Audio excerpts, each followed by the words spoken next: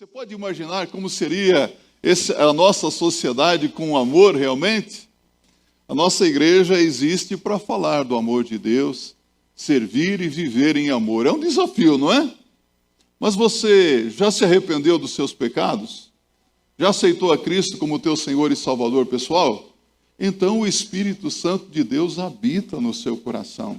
E Paulo diz em Romanos 5, verso 5, que Deus tem derramado do seu amor em nossos corações pelo Espírito Santo que nos tem dado. Então nós temos capacidade de amar pela graça e misericórdia de Deus. Amém? Eu quero convidar você a se colocar em pé, com a sua Bíblia aberta na primeira carta de Paulo aos Coríntios, capítulo 13, versos de 1 a 13. Um lindo capítulo do amor de Deus. Encontrou aí na sua Bíblia? Vou lançar um desafio para você. Você vai abrir a sua Bíblia, mas vai continuar com a sua Bíblia aberta em 1 Coríntios capítulo 13. Combinado? Porque hoje nós vamos sair daqui sabendo se você tem o amor de Deus ou não no seu coração. Pelo menos você vai sair sabendo. Amém? Ainda que eu falasse as línguas dos homens e dos anjos e não tivesse amor, seria como o metal que soa ou como o sino que tine. E ainda que tivesse o dom de profecia e conhecesse todos os mistérios e toda a ciência, e ainda que tivesse toda a fé, de maneira tal que transportasse os montes e não tivesse amor, nada seria.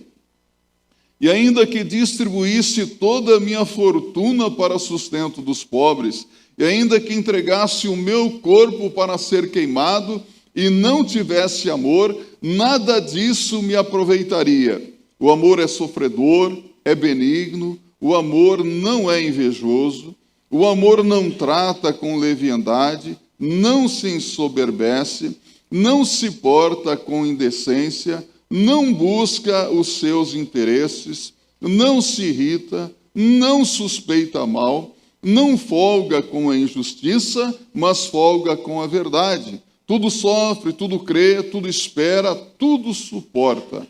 O amor nunca falha, mas havendo profecias, serão aniquiladas, havendo línguas, cessarão, havendo ciência, desaparecerá. Porque em parte conhecemos e em parte profetizamos. Mas quando vier o que é perfeito, então o que é em parte será aniquilado. Quando eu era menino, falava como menino, sentia como menino, discorria como menino, mas logo que cheguei a ser homem, acabei com as coisas de menino. E no verso 12 e 13, ele conclui dizendo: porque agora vemos por espelho em enigma, mas então veremos face a face. Agora conheço em parte, mas então conhecerei como também sou conhecido. Agora, pois, permanecem a fé, a esperança e o amor. Estes três, mas o maior destes é o amor. Fique com a sua Bíblia aberta. Desafio para você. A partir do verso 4 a 8, ele começa dizendo assim: o amor é sofredor. Repita comigo. O amor é sofredor. Já tem o amor de Deus no seu coração? Sim ou não? O Espírito Santo de Deus já derramou do amor de Deus no seu coração? Então você vai substituir, só por um instante, a palavra amor. Qual é o seu nome? José? Maria? Você vai colocar amor, o seu nome aqui na palavra amor. Se eu colocar o meu nome, ficaria assim: o Carlos é sofredor, é benigno. O Carlos não é invejoso. O Carlos não trata com leviandade, não se ensoberbece. Coloque o seu nome aí. Como é que fica? Agora a pergunta que não quer calar: isso é verdade? Você é assim? Agora pode se sentar que o sermão vem. Agora Deus vai falar: olha aqui, ó, isso é amor, ó, tá vendo o amor? A igreja existe para falar do amor de Deus, para servir em amor. Obrigado, irmão. já alcançou mais um galardão no reino dos céus. E como eu disse um domingo retrasado à noite, eu não sei o que é esse galardão de profeta, mas aquele que der um copo d'água a um profeta receberá galardão de profeta. Você pode fazer um estudo sobre isso na escola bíblica, pastor. Eu quero saber o que é esse galardão aí. Mas deve ser coisa boa, né? Então vai ter galardão, viu, irmão? Vai ser abençoado. Dai e ser-vos-á dado. Meus irmãos, eu acho que nós já chegamos à conclusão que o amor é exaustivo, não é? Amar dá trabalho. Amar custa caro. Exaure. Não é fácil amar. Os profissionais que lidam com pessoas de todos os tipos diariamente, como enfermeiros, garçons, professores, vivem num dilema constante ao lidar com determinado tipo de pessoas, não é verdade? Pessoas com personalidades, temperamentos diferentes. O amor cansa. E às vezes, deixe-me dizer uma coisa para você, não me entenda mal, mas às vezes nós nos sentimos incapazes de amar. Já se sentiu assim? Amar dá trabalho. Amar não é fácil, não. Pelo fato de você ser gente, uma combinação de físico, emocional e espiritual, você precisa então estar, como que eu vou colocar para você, em uma harmonia com todo o seu ser físico, emocional e espiritual, para ter a habilidade, a capacidade de amar as pessoas. Não é verdade que em dado momento você pode ter entrado na sua casa e alguém lhe fez uma pergunta e você respondeu de forma ríspida? Isso já aconteceu? E a pessoa, nossa, o que é que você tem? Por que você está assim? Não que você não ame, às vezes você está estressado, está cansado. E o que você precisa? Descansar. Às vezes, emocionalmente, as coisas estão desorganizadas e você precisa organizar as suas emoções.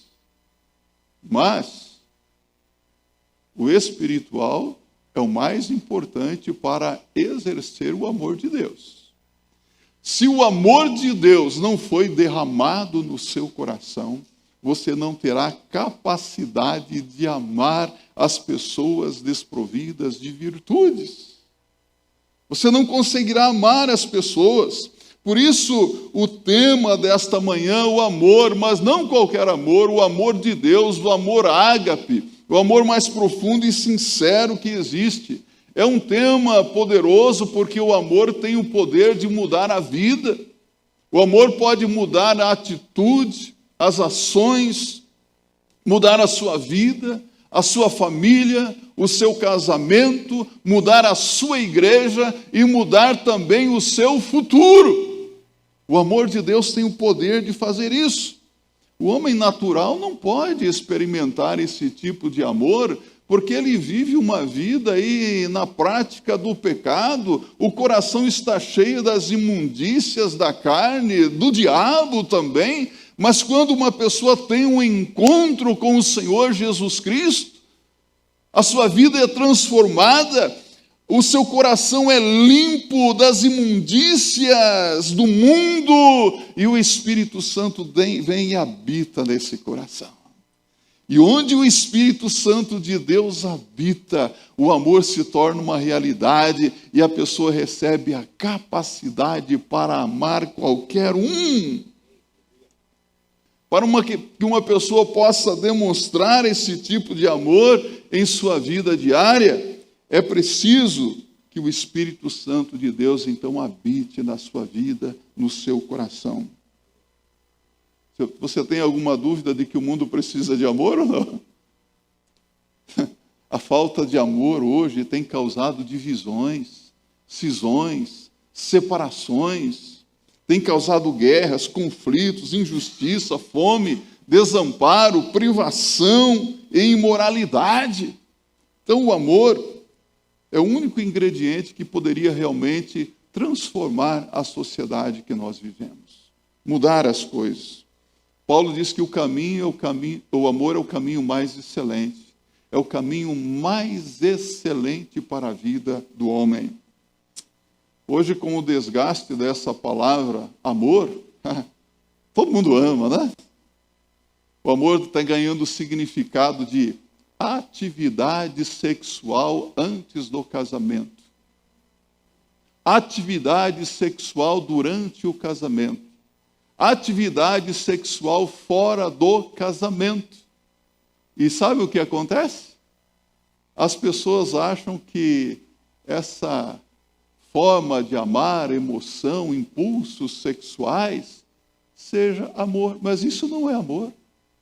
Isso é pura carnalidade, muitas vezes. Esse tipo de amor tem trazido ódio, desavenças, dissensões, cisões, destruição de lares, de famílias. Quantas vidas arruinadas por causa dessas atitudes equivocadas. Mas o amor de Deus é muito mais do que tudo isso. É muito mais do que emoção, é atitude, é ação, é amar o indigno, é amar até as últimas consequências. Por isso que eu digo para vocês, amor é exaustivo. Amar custa caro. Não é fácil amar. Eu olho para minha esposa e falo, nossa, você é uma heroína. Não é fácil me amar. É fácil para as pessoas amarem você? São tantas falhas, tantos erros. Não é verdade? Mas aí nós precisamos nos lembrar do amor de Deus. Vou bater nessa tecla novamente. Deus olha para mim, para você, e Ele me ama. Ele ama você, apesar das suas falhas, dos seus erros, dos seus defeitos, das suas inconstâncias, não é verdade? Das suas apostasias, dos seus pecados. Deus ama você, porque Deus amou o mundo de tal maneira que deu o seu Filho unigênito, para que todo aquele que nele crê não pereça, mas tenha eterna. João 3, verso 16. Uma grande demonstração do amor de Deus está na cruz do Calvário. Você quer saber o quanto Deus te ama? Olhe para a cruz. Olha a demonstração do amor de Deus. Paulo diz, mas Deus prova o seu amor para conosco, em que Cristo morreu por nós, sendo nós ainda pecadores. Deus ama pecadores. Que grande amor, o amor de Deus. Mas Paulo, quando escreve esse lindo texto aqui, ele estava tratando da falta de amor dentro de uma igreja, a igreja de Corinto. O problema de Corinto era a falta de amor. O amor daqueles cristãos de Corinto era raso e inexpressivo. Pense num amor rasinho. Quando Paulo escreve para a igreja de Éfeso, de Filipos, de Colossos, de Tessalônica, ele agradece a Deus pelo amor daqueles irmãos. Já notou isso? Mas quando ele escreve a igreja de Corinto, ele agradece a Deus pelos dons espirituais existentes naquela igreja. Mas ele não agradece pelo amor, porque o amor daqueles crentes era inexpressivo, quase que insignificante. Era uma igreja imatura, uma igreja carnal, diz Paulo em 1 Coríntios capítulo 3, verso 3. Havia muita carnalidade ali naquela igreja. Então Paulo não agradece pelo amor daqueles irmãos.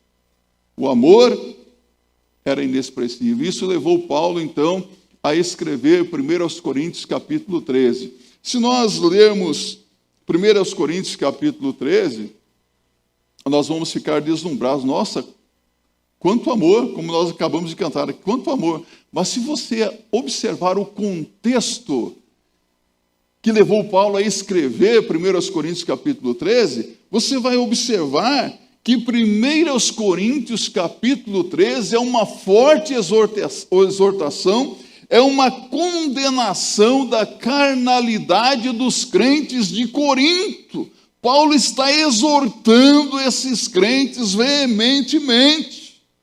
E aí então ele bate na tecla do amor de Deus. Ele está dizendo: o amor conquista toda a contenda e traz bênçãos na vida da igreja.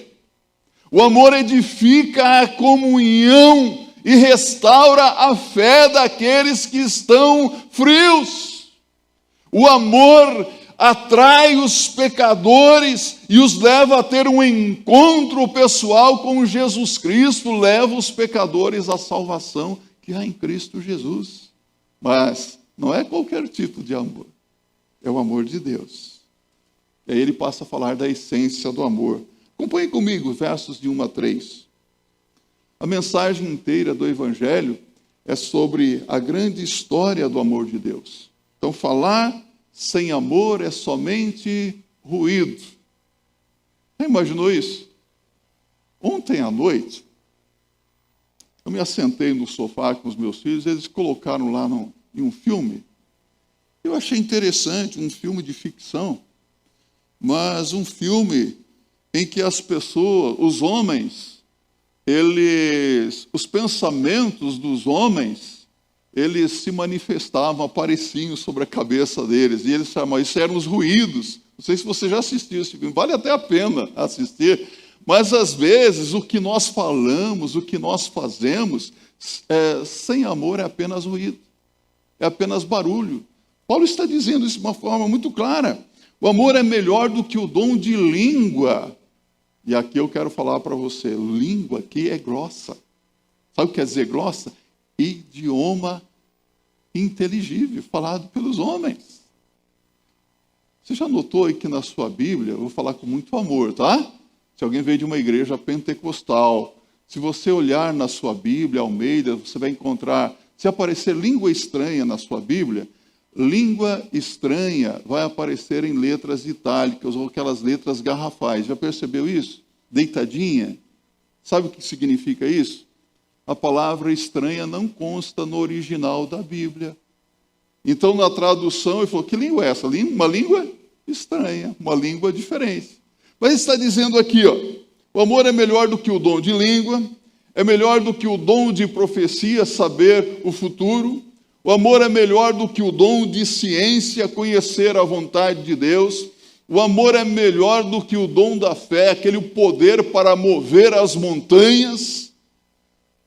O amor é maior do que tudo. O sacrifício sem amor é simplesmente sem sentido. As maiores obras de caridade são de nenhum valor se não houver amor naquilo que a pessoa está fazendo.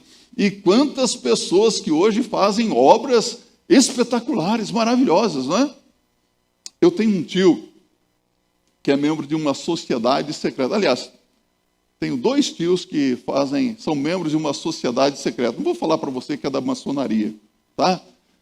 Mas um deles estava conversando com a minha mãe e disse assim, Maria, eu doei 2 vans um para o Lions e outro para o Rotary, que são braços da maçonaria, são obras de caridade.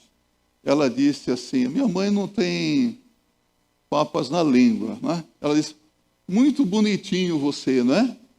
Faz essas obras de filantropia aí, com seu dinheiro, para atrair mais dinheiro para você, para ficar famoso aí na sociedade, mas a sua irmã, que tem 2 filhos deficientes, você nunca trouxe uma cestinha básica para ela. Uau. Há muitas pessoas que fazem obras de caridade sem amor, não é? Para terem projeção. Nossa, quanta bondade, quanto amor. Mas será que é amor realmente? Ou são interesses, não é? A Paulo olha para esta igreja aqui, e a igreja de Corinto era uma igreja que estava cheia de rachaduras, de cisões, de divisões. E olha só a que nível chegou aqui, em 1 Coríntios 12, vamos no capítulo anterior, a partir do verso 15 até o 25, Veja o que Paulo começa a dizer a esses irmãos. Se o pé disser, por que não sou mão, não sou do corpo? Não será por isso do corpo? E se a orelha disser, por que não sou olho, não sou do corpo? Não será por isso do corpo? Se todo o corpo fosse olho, onde estaria o ouvido? Se todo fosse ouvido, onde estaria o olfato? Mas agora Deus colocou os membros no corpo, cada um deles como quis. E se todos fossem um só membro, onde estaria o corpo? Assim, pois, há muitos membros, mas um corpo. E o olho não pode dizer à mão, não tenho necessidade de ti, nem ainda a cabeça aos pés, não tenho necessidade de vós. Antes, os membros do corpo, que parecem ser os mais fracos, são necessários. E os que reputamos serem menos honrosos no corpo, a esses honramos muito mais. E aos que em nós são menos decorosos, damos muito mais honra. Porque os que em nós são mais nobres não têm necessidade disso. Mas Deus assim formou o corpo, dando muito mais honra ao que tinha falta dela, para que não haja divisão no corpo, mas antes tenham os membros igual cuidado uns dos outros. E aí Paulo trata no verso 25 o que outros diziam. Eu sou de Paulo, eu de Apolo, eu de Cefas e eu de Cristo. É como se você dissesse assim, eu sou do Carlos Jones, outro, eu sou do Rodrigo, eu sou do Jean-Luc, mas eu gosto mais da música, eu sou do Rafael. Não era isso que estava acontecendo nessa igreja? Uma igreja dividida. Como é triste quando isso acontece, meus irmãos. Ainda bem, glória a Deus. Vamos dizer, posso ouvir um amém? Ainda bem que isso não acontece aqui. Amém? Glória a Deus. Mas essa igreja aqui era carnal. Havia cisões.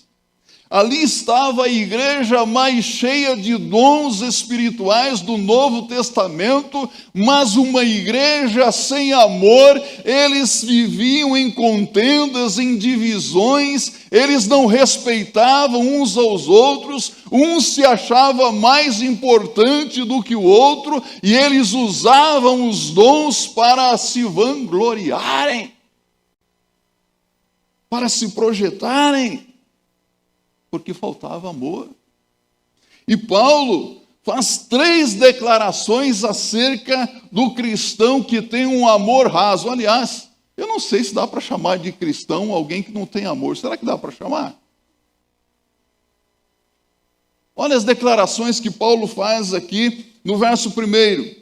Ainda que eu falasse as línguas dos homens e dos anjos, e não tivesse amor, seria como um metal que soa ou como o sino que tine. Está dizendo, sem amor eu ofendo os outros. Vamos dizer juntos? Sem amor eu ofendo os outros. Olha, meus irmãos, não importa que se as línguas são humanas ou angelicais, ele está dizendo, se eu falasse outras línguas e não tivesse amor, nada disso seria inútil. Aqui eu vou abrir uma pausa novamente aqui. Línguas humanas nós sabemos o que é, não é?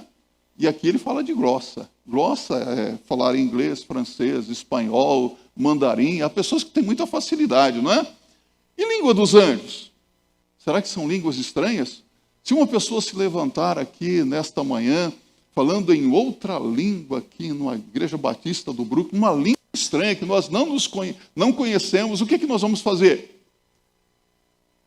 Diga para mim. E aí, pastor, o que nós vamos fazer? Em primeiro lugar, há alguém aqui que possa interpretar essa língua? Eu interpretei. Pastor, isso aqui é francês. Uau! Fala para nós o que está dizendo aí. Agora, se não houver intérprete, que? Se calhe, zipou. Correto? Isso é agir com amor? Sim ou não? É. Mas você é uma pessoa inteligente. Pensa aqui comigo, cá com os meus botões. Se alguém diz assim, eu estou falando a língua dos anjos. Você já ouviu algum anjo falar alguma vez ou não? Um anjo está falando pela boca dessa pessoa, correto? Aí eu pergunto para você, Se o anjo está falando pela boca do cidadão, do indivíduo, ele está possuído por um anjo, não está? Sim ou não? Crente fica possesso? Sim ou não? E pode ser um espírito maligno também, não é? Por isso que nós devemos julgar, ter discernimento. Compreendem? Nós, na nossa igreja, nós não somos sensacionistas. Mas se alguém se levantar e falar em línguas, deve ser para a edificação do corpo de Cristo, que é a igreja, não para a edificação pessoal. Porque se alguém falar em uma outra língua que nós não conhecemos, ele pode conhecer aquela língua, o seu espírito ora bem, mas o corpo fica sem entendimento. Não é isso que diz Paulo? Eu falo muito mais línguas do que todos vocês, mas eu gostaria de falar entre vós uma só palavra, de maneira que houvesse entendimento. Não foi o que disse Paulo? E ele era poliglota. Falava muitas línguas, meus irmãos. Então, meus irmãos, tudo deve ser feito com amor. Sem amor eu ofendo os outros. A melhor linguagem do céu na terra sem amor é apenas barulho. E a segunda declaração que ele faz aqui, no verso 2, é: sem amor eu não sou nada.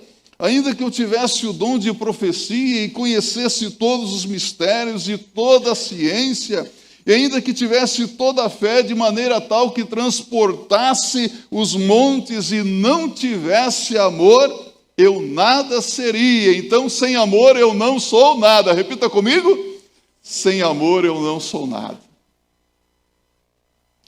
A ausência de amor faz com que o cristão perca o significado da sua existência. Aliás, o nosso Senhor Jesus Cristo disse: nisto todos conhecerão que sois meus discípulos, se vos amardes uns aos outros. Sem amor eu perco o sentido da minha existência. Então Deus não pode usar para a sua glória uma pessoa que não tem amor no seu coração.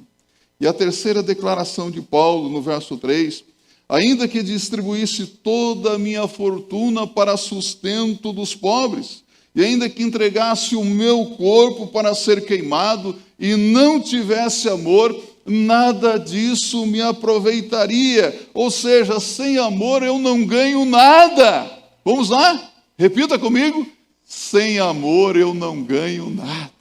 E tem gente que só está perdendo, não é? E acha que está lucrando. Sem amor eu não ganho nada. Sem amor, todo sacrifício se perde e nada se ganha. E aí, a partir do verso 4 a 7, Paulo diz: o amor é eficaz. O amor funciona. Estes versos bíblicos nos mostram o que é o amor, o que não é o amor e o que o amor faz. O amor é sofredor. Suporta muitas coisas. Sabe, a palavra indica paciência com as pessoas. Você é paciente com as pessoas? Tem pessoas que dizem: eu sou paciente. Mas você já notou que há pessoas que são pacientes com circunstâncias e não com as pessoas? O amor é paciente com as pessoas, não apenas com as circunstâncias. Há circunstâncias que são circunstâncias de miséria e de morte, e nós temos que nos levantar contra elas, não temos? E temos que ser firme, igual Che Guevara. Ai que endurecer, pero si jamais perder la ternura. Repita comigo. É preciso ser firme, sem jamais perder o amor. Firmeza contra as circunstâncias. Pedro perguntou para Jesus: Senhor, quantas vezes eu devo perdoar o meu irmão? 7 vezes? O que Jesus respondeu? Não te digo 7, Pedro, mas 70 vezes 7. Quanto dá? 490 vezes durante o dia. Se alguém chegar ao cúmulo de ofender você 490 vezes hoje, por amor, você deve ter a capacidade de perdoar aquela pessoa. É fácil, não? Não é fácil, meus irmãos. Mateus 18, Jesus falou a Pedro sobre isso. 18, 21 em diante. Então, quantas coisinhas podem fazer-nos estremecer e destruir-nos, não é verdade?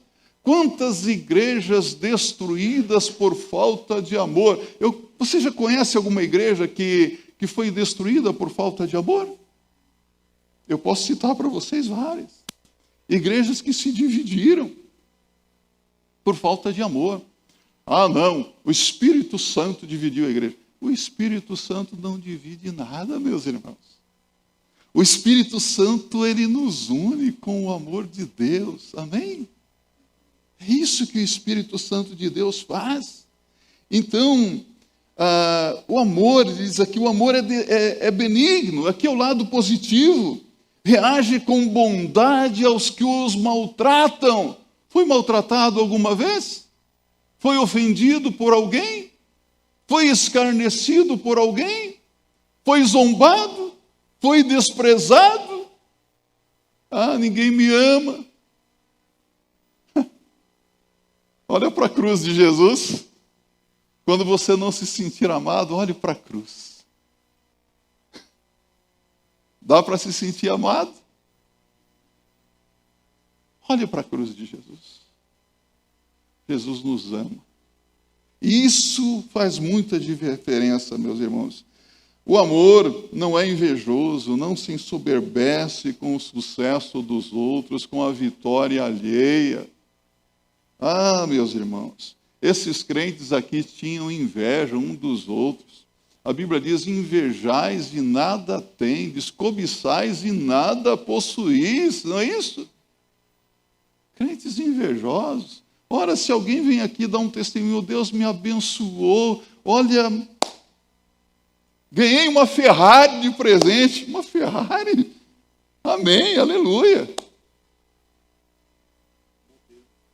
Modelinho, né, pastor? Eu não quero uma Ferrari. Alguém aqui quer uma Ferrari?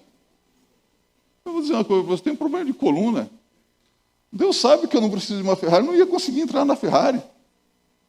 A minha esposa não gosta de carro baixo.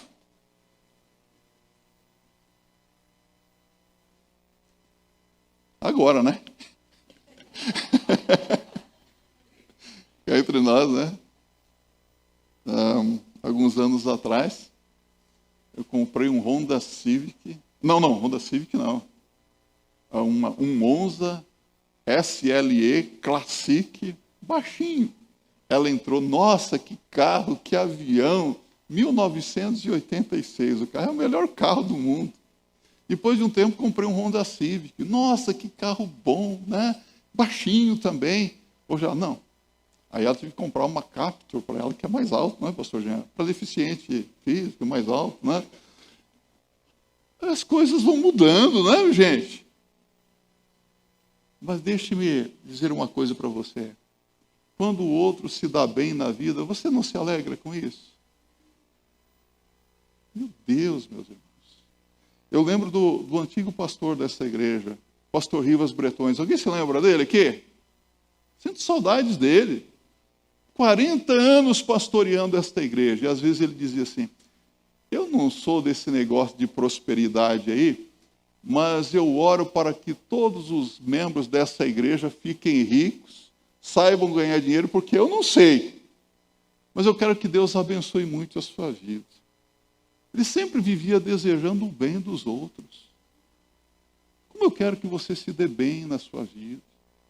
Mas você deve olhar para o outro e falar: Senhor, abençoe essa vida. Dá um melhor que o Senhor tem para essa vida. E se o outro está bem, glória a Deus por isso. Se alegre com a vitória dos outros. Esses aqui não conseguiam. E Paulo diz: o amor não trata com leviandade. O amor é a própria antítese do egoísmo. Os crentes de Corinto estavam fazendo pouco caso uns dos outros e usavam os dons para a sua própria glorificação. O amor não se ensoberbece, não é arrogante. O amor não se porta com indecência, não faz o que é indevido, o que desagrada a Deus, não busca os seus interesses. O amor não se irrita, não explode facilmente. Ah, eu sou assim mesmo, eu tenho o pavio curto, quando eu vi eu já explodi. Você não tem o Espírito Santo na sua vida? O Espírito Santo não dá equilíbrio emocional para você? Crente não explode, não. Às vezes dá vontade, não dá? Mas daí você se lembra, eu sou crente. O Espírito Santo me leva a ter moderação, equilíbrio. Não se irrita, não é melindroso, não está predisposto a ofender. Ah, se fizer isso eu vou me ofender. Não. O amor não suspeita mal. Uma pessoa que ama dificilmente percebe quando os outros estão maquinando alguma coisa contra ela. Você já percebeu isso? Uma pessoa que ama não suspeita mal dos outros. Há pessoas que vivem suspeitando. Os crentes de Corinto, meus irmãos, eles estavam levando uns aos outros aos tribunais, estavam processando uns aos outros. A moda hoje é, se você me olhar estranho, eu vou te processar. Às vezes eu fico até com um receio de olhar para a cara de alguns, né? Dependendo da maneira que eu olhar você pode me processar hoje. Você sabia disso? Jesus amado. Você me processa, eu te processo, e assim vamos, né? Vamos comparecendo perante os juízes não cristãos. Que belo testemunho essa igreja estava dando, não é mesmo? Que tristeza, meus irmãos. O amor não folga com a injustiça. É tremendamente característico da natureza humana sentir prazer na desgraça alheia, não é verdade? Você já notou que as notícias nos jornais, nos telejornais, elas tratam sempre de desgraça dos outros? De injustiça? Às vezes você assiste até um programa humorístico na TV, você vê as pessoas se dando mal e você dá risada com aquilo. Parece que nós nos alegramos com a desgraça alheia. O amor folga com a verdade, suporta tudo. Tudo sofre, tudo crê, tudo espera, tudo suporta. O problema é que, além da imoralidade sexual, esses crentes aqui usavam a liberdade para escândalos. 1 Coríntios 8:9. Alguns estavam voltados à idolatria. 1 Coríntios 10:14. Eles davam crédito à mentira, mesmo contra o apóstolo Paulo. Sabe, há pessoas que nos provocam, não é verdade? Há pessoas que nos provocam. Mas, quando nós somos ou fomos provocados por algumas pessoas, nós não podemos permitir que as provocações das pessoas determinem o nosso comportamento, não é mesmo? Você não pode entrar na pilha. Há pessoas que entram e quando percebem estão no meio de uma muvuca, né? Como foi que eu entrei nisso? Porque foi provocado. Há pessoas que falam e fazem mal contra nós. Alguém já falou mal de você? Alguém já fez algum mal contra você? Isso é fato. Mas é preciso reconhecer o perigo de nós nos regozijarmos, nos alegrarmos com o fracasso dos outros. Ah, eu sabia. Era uma questão de tempo. Mais cedo ou mais tarde isso iria acontecer. Bem feito. Nunca se regozije com o fracasso dos outros. Se o teu inimigo tiver fome, deixa ele morrer de fome. Dá-lhe de comer. Se tiver sede, deixa morrer de sede. Dá-lhe de beber. Porque fazendo isso, amontoarás brasas vivas sobre a sua cabeça. A pessoa te trata mal e você trata com amor, com respeito, com dignidade. A pessoa não vai entender o que é que está acontecendo, por que que ele está me tratando tão bem assim? Brasas vivas na cabeça. Sabe o que são brasas? Isso mexe. Isso serve de bom testemunho. Então nós podemos cair na armadilha de nos regozijarmos, não com o que é bom e verdadeiro. Nós encontramos, às vezes, um falso alívio quando vemos outras pessoas fracassando e caindo. Como é triste alguém cair, não é? Muitas vezes nós somos esmagados também com a pergunta: por quê? Por que, Senhor? Já fez essa pergunta, não? E às vezes nós não temos a resposta para o porquê, não é mesmo? Mas quando nós não soubermos a resposta do porquê, nós devemos saber, pela fé, que Deus está no controle de tudo. Nós devemos saber que Deus faz com que todas as coisas cooperem para o bem daqueles que o amam. Isso nós temos que saber. Porque, diz Paulo aqui, o amor é eterno. Verso 8 a 13.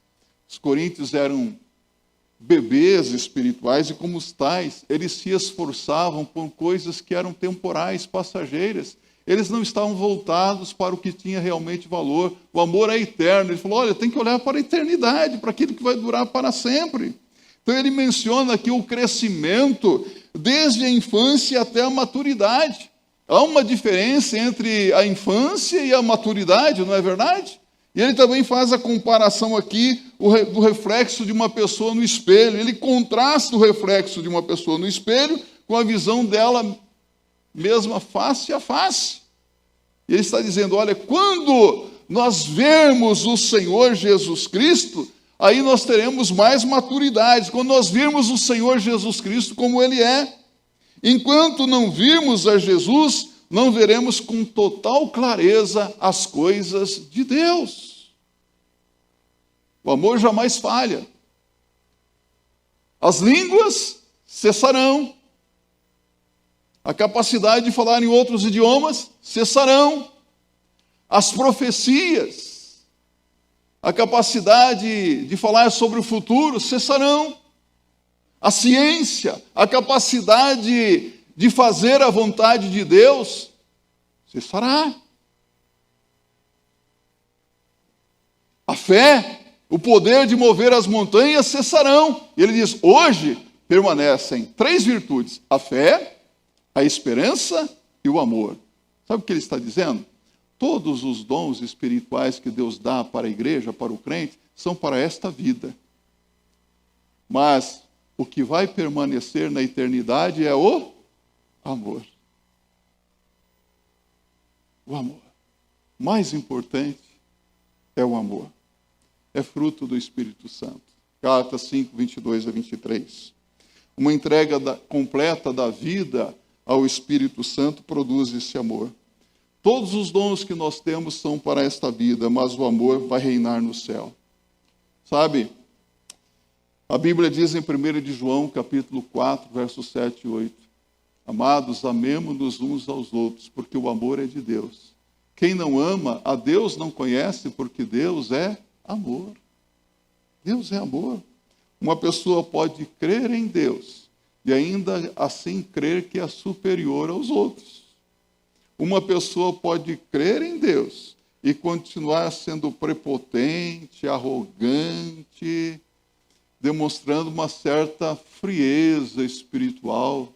Uma pessoa pode crer que vai morar no céu com Cristo e com as outras pessoas e ainda assim tratar os outros com falta de respeito.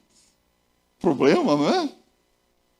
Então, quando você não se sentir amado, quero concluir esta mensagem.